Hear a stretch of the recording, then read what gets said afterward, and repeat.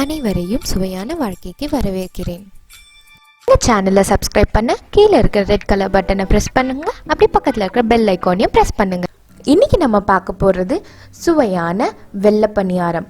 இந்த வெள்ளை பணியாரம் வெளியில் நல்லா கிறிஸ்பியாகவும் உள்ள நல்லா சாஃப்டாகவும் எப்படி செய்கிறதுன்னு பார்க்கலாம். அது கூடவே இதுக்கு ஏற்ற ஒரு நல்ல காம்பினேஷனான வெங்காய சட்னி எப்படி செய்கிறதுன்னு பார்க்கலாம். வாங்க வீடியோக்கு போகலாம். இந்த வெள்ளை பணியாரம் செய்கிறதுக்கு நம்மளுக்கு முக்கியமாக தேவைப்படுறது ரெண்டே பொருள் தான், பச்சரிசி, உளுந்து. இதை எப்படி அளந்து எடுத்துக்கணுன்னா, இதை மாதிரி ஒரு டம்ளரோ அப்படி இல்லைன்னா ஆழாக்கோ எடுத்து அதில் தலை தட்டி நம்ம அரிசி எடுத்துக்கலாம். அதாவது அரிசியோட மேல் பாகம் வந்து நல்லா ஃப்ளாட்டாக இருக்கணும். இதுதான் அரிசியோட அளவு.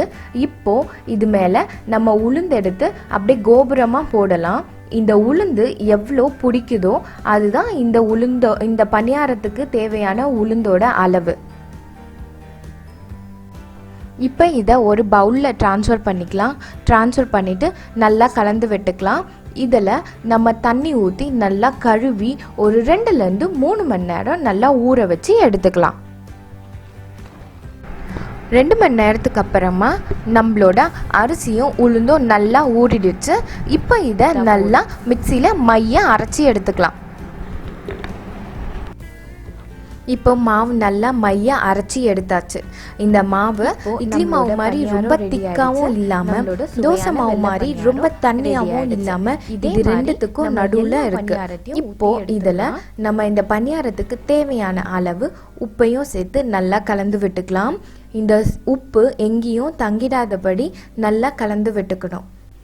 நம்மளோட பணியார மாவு ரெடி ஆயிடுச்சு. இப்போ அடுத்ததா இதை பணியாரமா செஞ்சிடலாம். இப்போது பணியாரம் செய்கிறதுக்காக ஒரு கடாயில் எண்ணெய் ஊற்றிருக்கேன். இதை ஹை ஃப்ளேமில் வச்சு நம்ம எண்ணெயை சூடாக்கிக்கலாம். எண்ணெய் நல்லா சூடானதும் நம்ம மீடியம் ஃப்ளேமில் மாற்றிடணும். ஏன்னா ஹை ஃப்ளேமில் நம்ம பணியாரம் செஞ்சோன்னா பணியாரம் சீக்கிரமாகவே கருகி போயிடும். அது மட்டும் இல்லாமல் உள்ளே வேகாமையே இருக்கும். நம்ம மீடியம் ஃப்ளேமில் செஞ்சால் தான் நம்மளோட பணியாரம் நல்லா வெள்ளையாக வரும். இப்போ அடுத்ததாக நம்ம செஞ்சு வச்சுருந்த பணியார மாவை ஒரு கரண்டி எடுத்து மெதுவாக அதுக்கு நடுவில் ஊற்றி எடுத்துக்கலாம். நம்ம மாவு ஊற்றின உடனே இது எல்லாமே பாத்திரத்தோட அடிப்பாகத்தில் தங்கிடும். அப்புறமா இது வெந்ததும் இது அப்படியே பொறுமையாக மேலே எழும்பி வரும். இப்படி மேலே எழும்பி வரும்போது நம்ம எண்ணெயை இது மேலே அப்படியே ஊற்றிட்டே இருந்தோன்னா இது நல்லா வெந்துடும். ஒரு பக்கம் நல்லா வெந்ததும் இதை அப்படியே பொறுமையாக திருப்பி போட்டு இன்னொரு பக்கமும் நல்லா வேக வச்சு எடுத்துக்கலாம். இந்த பணியாரம் பார்த்தீங்கன்னா 2 பக்கமும் நல்லா வெந்து பூரி மாதிரி நல்லா உப்பி வரும். அவ்வளோதான், நம்மளோட பணியாரம் ரெடி ஆகிடுச்சு. இப்போ அடுத்ததான் நம்ம இன்னொரு பணியாரம் செஞ்சுக்கலாம். இதை ஒரு நேரத்தில் ஒரு பணியாரமாக தான் செய்ய முடியும். நிறைய ஊற்றினா எல்லா பணியாரமும் சேர்ந்து ஒன்றா ஒட்டிக்கும். அதனால் ஒன்று ஊற்றி எடுத்துக்கலாம். நம்மளோட வெள்ளை பணியாரம் ரெடி ஆயிடுச்சு. அடுத்ததாக இதுக்கேற்ற சைட் டிஷ் செய்கிறதுக்கு நான் இன்றைக்கி ஒரு 20லேருந்து 25 சின்ன வெங்காயம் எடுத்திருக்கேன். இது எல்லாத்தையும் ஒரு மிக்சர் ஜாரில் போட்டுக்கலாம். கூடவே ஒரு 2 பெரிய பல் பூண்டையும் எடுத்திருக்கேன்.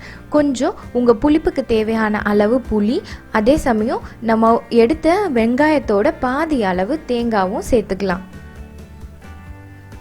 உங்கள் காரத்துக்கு ஏற்ப நீங்கள் காஞ்ச மிளகா சேர்த்துக்கலாம். நான் இன்றைக்கி 5 காஞ்ச மிளகா சேர்த்துருக்கேன். இது கூடவே இந்த சட்னிக்கு தேவையான அளவு உப்பையும் சேர்த்து இது எல்லாத்தையும் நல்லா அரைச்சி எடுத்துக்கலாம். இப்போ சட்னியை ஒரு கிண்ணத்தில் நம்ம மாற்றிக்கலாம்.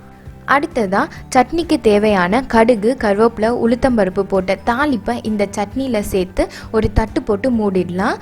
அப்போ தான் நம்மளோட தாளிப்போட ஃப்ளேவர் எல்லாமே இந்த சட்னியில் இறங்கியிருக்கும். ஒரு 10 நிமிஷம் கழித்து நம்ம நல்லா கலந்து விட்டு யூஸ் பண்ணிக்கலாம்.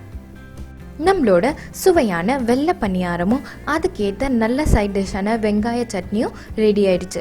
நீங்களும் உங்கள் வீட்டில் இந்த ரெசிபியை ட்ரை பண்ணி பாருங்கள். ட்ரை பண்ணி பார்த்துட்டு எப்படி இருந்துச்சுன்னு கமெண்ட்டில் சொல்லுங்கள். அப்படியே எங்களோட சேனலையும் சப்ஸ்கிரைப் பண்ணுங்கள். தேங்க்யூ.